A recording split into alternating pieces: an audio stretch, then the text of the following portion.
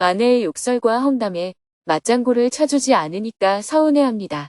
2024년 12월 21일 동지법회 정토불교대학 증문즉설. 안녕하세요. 다사다난했던 한 해가 저물어갑니다. 오늘은 1년 중에서 밤이 가장 길고 낮이 가장 짧다는 동지입니다. 스님은 새벽 수행과 명상을 마친 후 정토사회문화회관으로 향했습니다. 아침 일찍 김부겸 전 국무총리가 스님을 찾아왔습니다. 함께 조찬을 하며 시국에 대해 이야기를 나누었습니다. 스님은 지금 대통령의 계엄령 선포와 탄핵 이슈로 사회가 많이 혼란스러운데 여야가 초당적으로 협력해서 빠른 시일 내에 탄핵 국면을 수습하고 이런 불행이 반복되지 않도록 시스템을 개편해야 한다고 강조했습니다. 김 전 총리도 스님의 생각에 깊이 공감을 표했습니다. 함께 기념사진을 찍고 김 전 총리님을 배웅한 후 스님은 동지법회를 하기 위해 3층 설법전으로 향했습니다. 오전 10시 정각에 동지법회 생방송을 시작했습니다. 서울 정토사회문화회관 3층 설법전에는 동지 기도를 하기 위해 많은 대중들이 자리했습니다. 먼저 유수 스님의 집전으로 동지 기도를 했습니다. 한 배 한 배 절을 하며 지난 1년을 돌아보고 새해를 다짐했습니다. 기도를 다 하고 나니 이마에 땀이 송골송골 맺혔습니다. 다시 숨을 가다듬고 다 함께 삼배의 예로 스님에게 법문을 청했습니다. 아도모래원, 철룡사, 중림정사, 미륵사 등 전국 으뜸절에서도 많은 회원들이 함께 모여서 동지법회에 참석했습니다. 스님은 동지의 의미에 대해 법문을 해주었습니다. 오늘은 2024년도 동지날입니다. 1년 중에서 낮의 길이가 가장 짧고 밤의 길이가 가장 길다고 하는 동지입니다. 동지는 한 측면에서 보면 낮의 길이가 가장 짧은 날이 되지만 또 다른 측면에서 보면 지금부터 낮의 길이가 점점 길어져가는 출발점이라고 볼 수 있습니다. 우리가 살면서 겪는 일에는 원인이 있으면 반드시 결과가 있습니다. 그런데 지금 자기가 하고 있는 행위의 결과가 어떻게 나타날지 알지 못합니다. 즉, 원인을 제공하고 있으면서도 그것의 결과를 모르는 것입니다. 이것이 중생의 어리석음입니다. 이걸 알지 못하기 때문에 본인이 생각지도 못한 일이 일어나는 것입니다. 그때가 되어서야 내가 왜 그때 바보같이 그런 짓을 했을까 하고 후회를 하게 됩니다. 결과가 나타나면 놀라고 마치 하늘에서 불행의 벼락이라도 떨어진 것처럼 반응합니다. 그것이 과거에 내가 지은 인연의 결과라는 걸 알게 되면 지난 과거의 행위를 후회하게 됩니다. 이것이 괴로움입니다. 원인을 보고 결과를 알고 결과를 보고 원인을 아는 힘. 반면에 어떤 원인을 지을 때 그로 인한 결과가 어떠할지 미리 알 수 있다면 그 일이 일어났을 때 놀라지도 않고 억울해하지도 않게 됩니다. 그것을 담담하게 받아들이게 됩니다. 나아가 그 결과가 좋지 않으면 다음부터는 그러한 원인을 짓지 않게 됩니다. 지난 경험을 돌이켜서 이렇게 하게 되면 결과가 이렇게 나타나니까 나한테 손해야 하고 교훈으로 삼게 됩니다. 예를 들어 빛깔도 좋고 냄새도 좋고 맛있어 보여서 먹었더니 배가 아프더라. 그러니 이건 먹지 말아야 되겠다. 이렇게 고통을 미연에 방지해 나갈 수가 있습니다. 이것이 지혜로운 자입니다. 이것을 불교의 전통적인 용어로는 천한통 또는 천한명이라고 합니다. 천한명은 지금 짓는 인연으로 인한 결과를 내다보는 지혜를 뜻합니다. 이를 일컬어 신과 하늘의 눈으로 미래를 바라본다고 표현하는 것입니다. 우리에게는 또 다른 어리석음이 있습니다.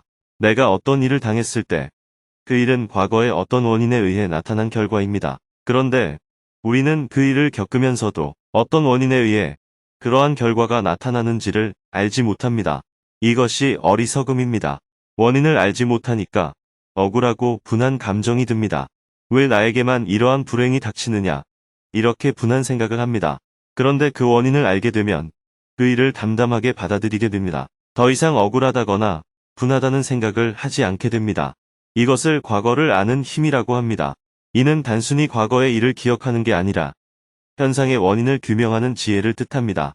이것을 불교의 전통적인 용어로는 숙명통 또는 숙명지라고 합니다. 숙명통을 종교적으로는 전생을 안다 하고 표현하고 천한통을 내생을 안다 하고 표현합니다. 그런데 이는 종교적인 표현으로 바뀐 것입니다. 원래 숙명통은 결과를 보고 원인을 아는 것이고 천안통은 원인을 보고 결과를 아는 것입니다. 이처럼 결과를 보고 나서 원인을 알고 원인을 보고 나서 결과를 알게 되면 일어나는 일은 담담히 받아들이고 또 어떤 새로운 행위를 할 때는 유의해서 행동하게 됩니다. 우리가 어떤 일을 행할 때 항상 삼가야 할 것을 스스로 선택할 수 있습니다. 그런데 어리석음에 빠지게 되면 이것을 알지 못하고 원인을 지어놓고는 결과를 안 받으려고 하고 그걸 또 되풀이해서 다시 그러한 원인을 짓고 그 결과를 예측하지 못해서 다시 그 결과를 겪는 일을 반복합니다. 이것을 되풀이하는 사람이 윤회하는 업보 중생입니다. 이러한 이치를 알게 되면 윤회의 고리를 끊을 수 있습니다. 몇 번 경험해 가면서 삼가야 할 것이 무엇인지 파악해서 아무리 하고 싶어도 손해가 생길 일은 하지 않게 되고 아무리 하기 싫어도 이익이 될 만한 일은 기꺼이 하게 됩니다. 이처럼 하지 말아야 할 일과 마땅히 해야 할 일이 바로 계율입니다. 그런데 우리는 계율을 지키지 않습니다. 왜냐하면 계율을 지키는 이유와 목적, 그리고 그 중요성을 모르기 때문입니다. 인생의 괴로움을 끝낼 수 있는 방법. 우리는 자기가 지은 원인의 인연 과보도 받지 않으려고 하고 또 어리석게 동일한 인연을 계속해서 지어갑니다. 그래서 인생의 괴로움이 끝나지 않습니다. 마치 숙명과도 같은 이런 윤회의 고리를 끊고자 하면 인연 과보의 원리를 알아야 합니다. 이 원리를 세세하게 분석해 놓은 것이 12연기입니다. 그리고 이 고리를 끊는 가장 중요한 출발점은 바로 알아차림입니다. 여기서 알아차림은 다양한 의미를 가집니다. 지금 내가 어떤 마음인지를 알아차리고 내가 어떤 의도를 가지고 무엇을 하려고 하는지 알아차리고 이렇게 알아차림으로 해서 원망하기보다는 결과를 수용하고 알아차림으로 해서 함부로 행하기보다는 삼가해서 행하게 됩니다.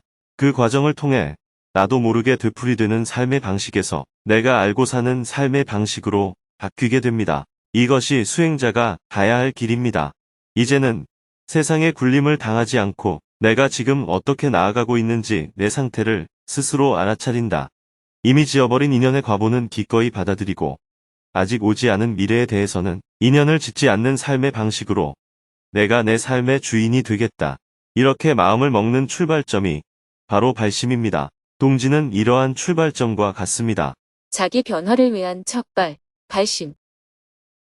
지금까지는 날이 계속 짧아지다가 동지가 지나고부터 날이 길어집니다. 이치적으로는 오늘부터 날이 길어지는 것이 맞지만 실제 현상은 전혀 그렇지 않습니다. 오히려 오늘부터 추위가 심해지고 앞으로 한 달 동안이 1년 중 가장 추운 기간입니다.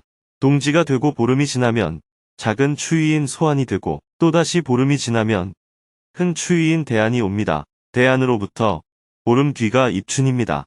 얼핏 생각하기에는 해가 가장 짧을 때 가장 춥고 해가 점점 길어지면 날도 점점 따뜻해져야 할 것 같지만 왜 실제 현상은 다르게 나타날까요?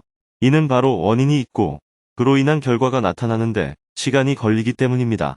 방에 보일러 불을 넣는다고 해서 방이 바로 따뜻해지는 게 아니라 데워지는데 시간이 걸리고 보일러 불을 끈다고 해서 방이 바로 차가워지는 게 아니라 식는데 시간이 걸리듯이 지구도 데워지거나 식는데 시간이 걸립니다. 즉, 불을 넣고 몇 시간이 지나야 방이 따뜻해지고 불을 끄고 몇 시간이 지나야 방이 차가워지는 것과 같은 이치입니다. 현재 우리나라 위치에서는 지금으로부터 약 한 달 뒤가 가장 추운 시기입니다. 동지가 지나고 한 달 후가 가장 춥고 하지가 지나고 한 달 후가 가장 덥습니다. 오늘부터 해가 길어지는 것은 내적인 원리이고 기온의 상승이나 하락은 외적인 현상입니다. 이처럼 내적인 원리와 겉으로 드러나는 현상에는 차이가 있습니다. 내적인 원리를 중심으로 보면 동지부터 이미 새로운 해가 시작되는 것입니다. 즉, 앞으로 봄이 올 수밖에 없습니다. 그래서 동지를 한 해가 시작되는 기준으로 정할 수 있습니다.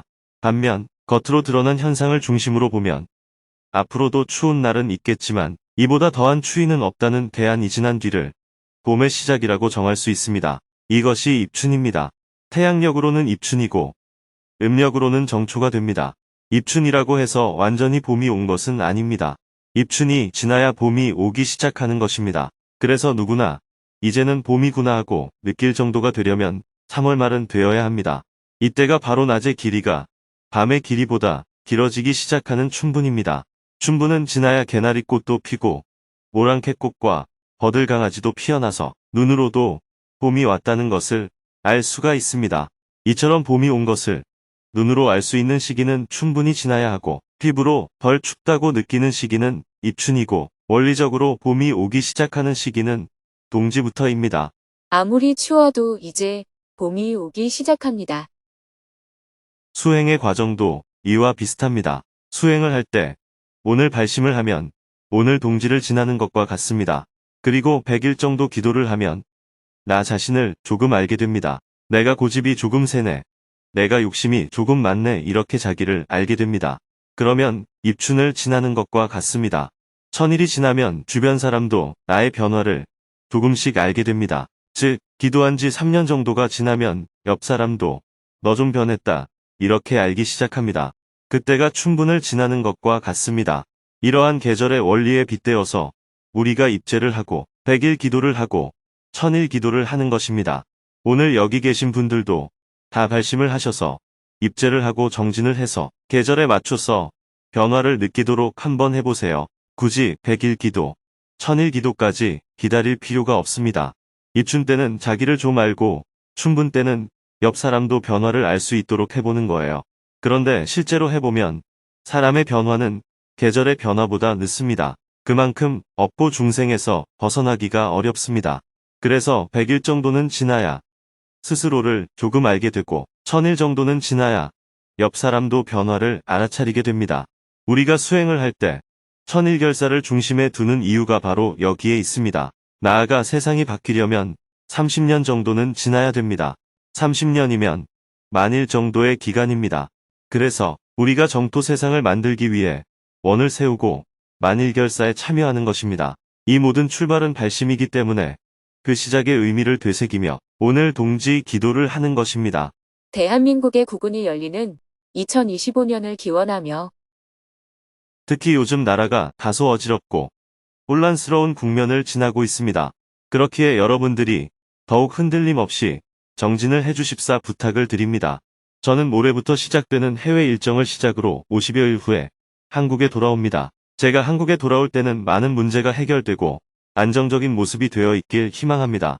그만큼 여러분이 스님을 대신해서 국정의 흐름도 지켜보고 필요할 때는 목소리도 내고 주장할 건 주장해서 대한민국이 한 발 더 나아가는 기회로 삼으면 좋겠습니다.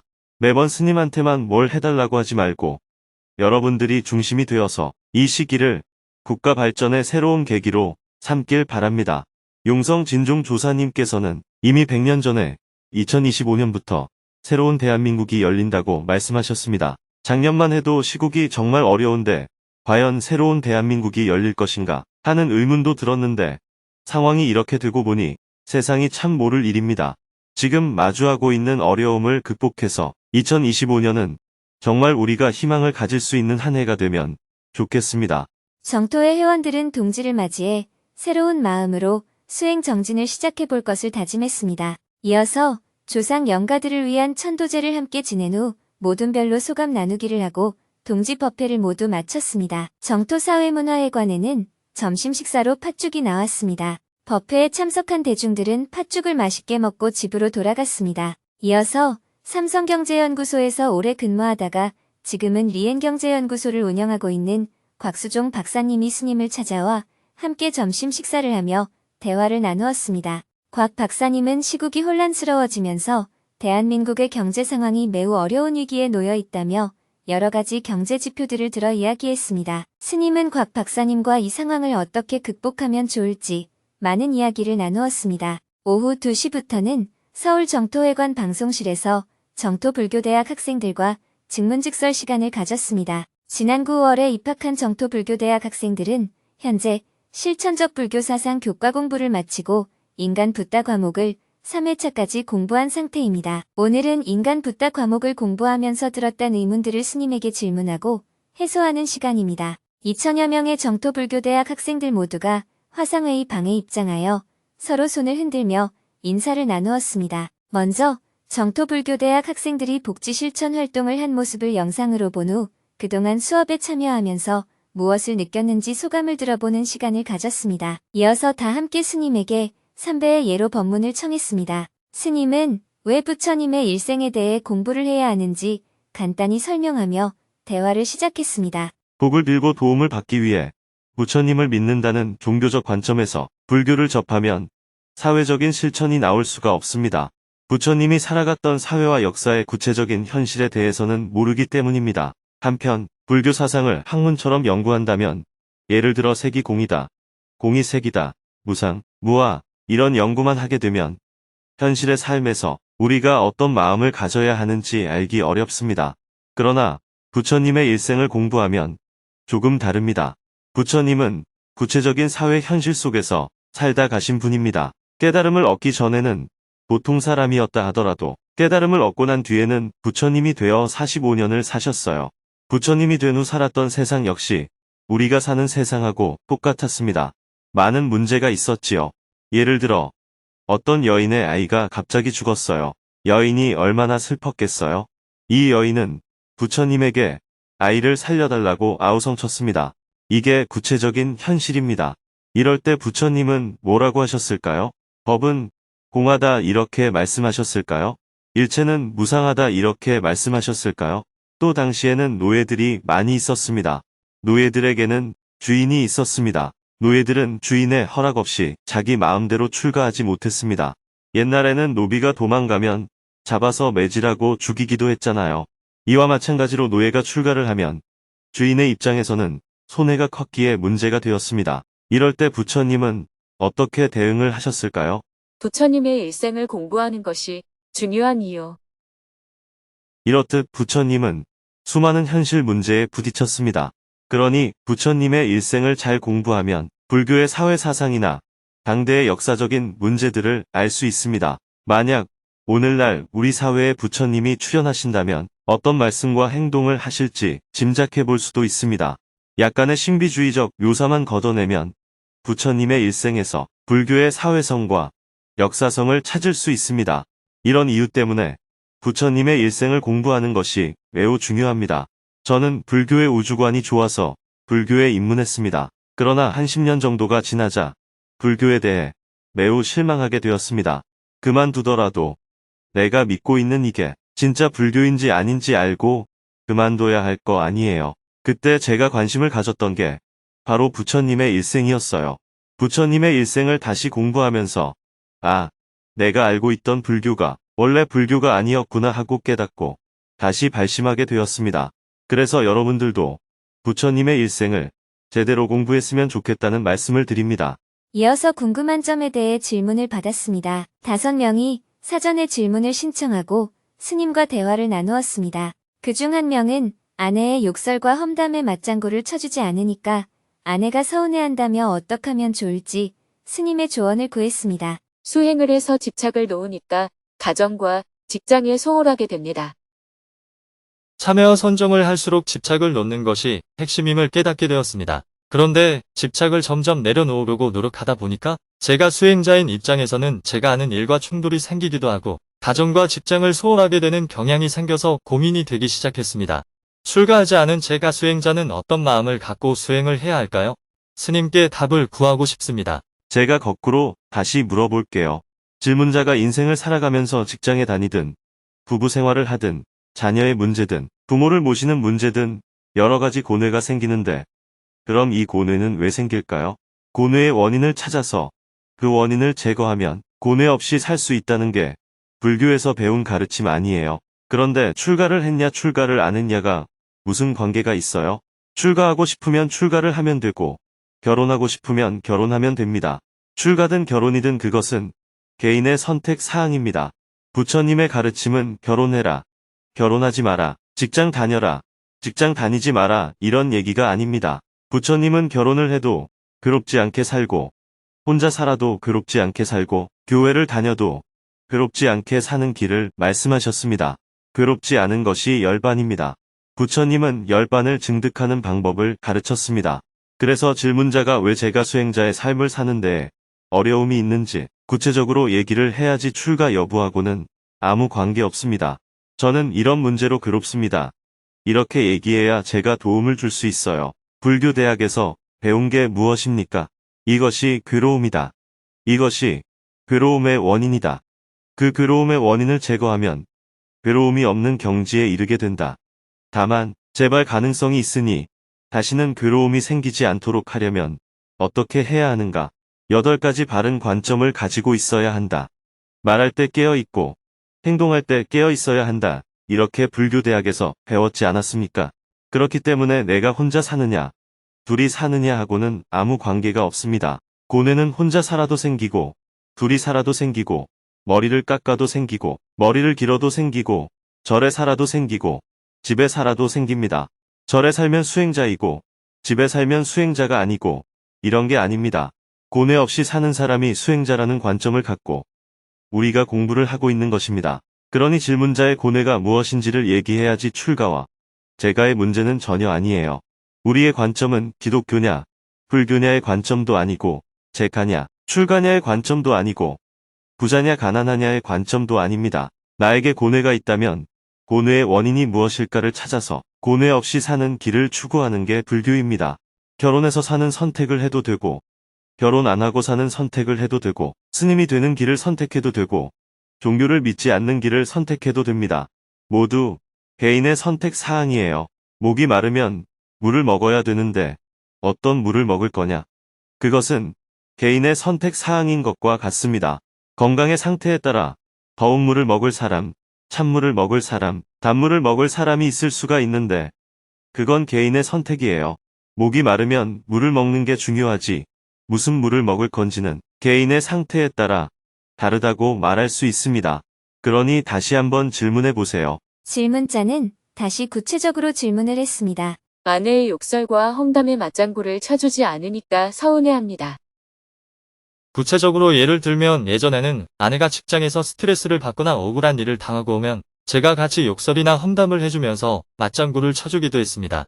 그리고 아내와 같이 실없는 얘기나 수다를 떨면서 아내가 위로를 많이 받았던 것 같은데 요즘에는 제가 그런 걸 하지 않고 듣기만 합니다. 물론 저는 마음을 공감해 주려고는 하지만 아무래도 아내는 적극적으로 공감해 주지 않는다고 느끼고 서운해하더라고요. 아내가 서운한 마음을 느낄 때 어떻게 풀어줘야 될지 잘 모르겠습니다. 첫째, 질문자가 같이 욕을 안 하더라도 들어주는 것은 예나 지금이나 같지 않습니까? 그러니 옛날보다 더 귀 기울여 들어주고 공감해줘야 합니다. 당신 화가 많이 났겠다. 당신 기분이 많이 나빴겠다. 당신이 참 괴로웠겠다. 당신이 참 슬펐겠다. 이렇게요. 나는 수행자니까 그건 괴로울 일이 아니다. 이렇게 하면 안 됩니다. 공감해주는 건 예나 지금이나 똑같습니다. 대신에 충분히 공감해주는 것이 필요합니다. 만약 내가 아내의 이야기를 듣고 같이 화를 내고 욕설을 한다면 그것은 내가 평정심을 잃어버린 것이 됩니다. 그러나 평정심을 유지하면서 공감을 하면 내가 괴롭지 않습니다. 그런데 아내가 같이 욕도 해주고 같이 노닥거려 주기를 원하는 것은 내가 수행자이기 때문에 해줄 수 없는 영역에 속합니다. 예를 들어 고기를 먹지 않는 것이 수행은 아니지만 앞으로 고기를 좀 삼가야겠다고 생각한다면 아내가 고기 먹는 걸 보고 먹지 마라 하고 강요해서는 안 됩니다. 그러면 시비거리가 됩니다. 아내가 고기 먹는 건 내 일이 아니고 아내의 일이니까 거기에 대해 왈가왈부해서는 안 됩니다. 대신 내가 밥을 먹을 때는 가능한 고기를 적게 먹거나 안 먹는 쪽으로 하는 거예요. 내가 고기를 안 먹는다고 아내한테 손해가 생기는 것은 아니잖아요. 내가 고기를 안 먹는다고 해서 아내도 고기를 먹지 말라고 강요해서는 안 됩니다. 이런 정도의 관점은 최소한 가져야 됩니다. 상대가 원한다고 내가 다 해줄 수는 없습니다. 상대가 도둑질하자고 한다고 해서 같이 도둑질을 해서는 안 되잖아요.